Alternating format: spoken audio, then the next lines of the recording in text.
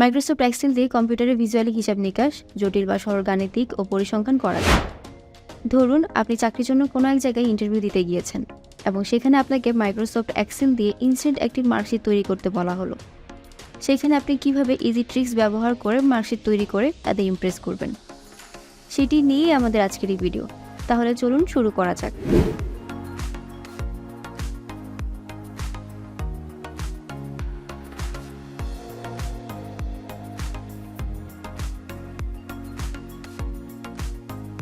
Marksheet তৈরি করার জন্য আমি একটি শিট রেডি করে রেখেছি। এখানে স্টুডেন্টদের নাম, আইডি এবং সাবজেক্টের নাম লেখা আছে। প্রথমে কিন্তু আমাদের সাবজেক্টের মার্ক অ্যাড করতে হবে। মার্কগুলো কিন্তু আমরা ম্যানুয়ালি অ্যাড করব না, একটি ফর্মুলার সাহায্যে মার্ক অ্যাড করব।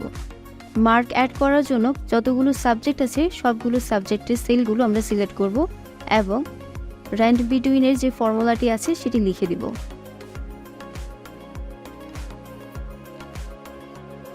এরপর সেলগুলো সিলেক্ট থাকা অবস্থায় Ctrl+D ক্লিক করে কলাম ফিল আপ করব এবং Ctrl+R ক্লিক করে রোগুলো ফিল আপ করে নেব। এরপর সাবজেক্টের সবগুলো সেল Ctrl+C দিয়ে কপি করে মাউসের রাইট বাটনে ক্লিক করে মার্কগুলো ভ্যালুতে কনভার্ট করে নেব।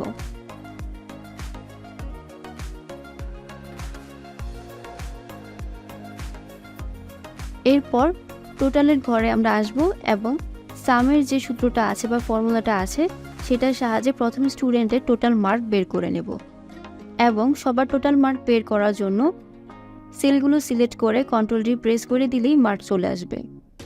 এখানেই আমাদের মার্কশিট রেডি। তো আশা করছি এমএস এক্সেলের এই সহজ ট্রিক্স আপনারা বুঝতে পেরেছেন। যদি এইরকম আরও ট্রিক্স শিখতে চান তাহলে অবশ্যই কমেন্ট করে জানাবেন। এমএস এক্সেল কিংবা সম্পূর্ণ মাইক্রোসফট অফিস, গুগল অ্যাপস সম্পর্কে খুব সহজ ও অল্প সময়ের মধ্যে আরও জ্ঞান অর্জন করতে আপনাদের জন্য ভিডিও ডেসক্রিপশনে রয়েছে গোয়েডুর পক্ষ থেকে পূর্ণাঙ্গ কোর্স লিঙ্ক। ভিডিওটি ভালো লাগলে লাইক করুন ও ভবিষ্যতে এই ধরনের আরও তথ্য সমৃদ্ধ ভিডিও পেতে চ্যানেলটি সাবস্ক্রাইব করুন। ধন্যবাদ।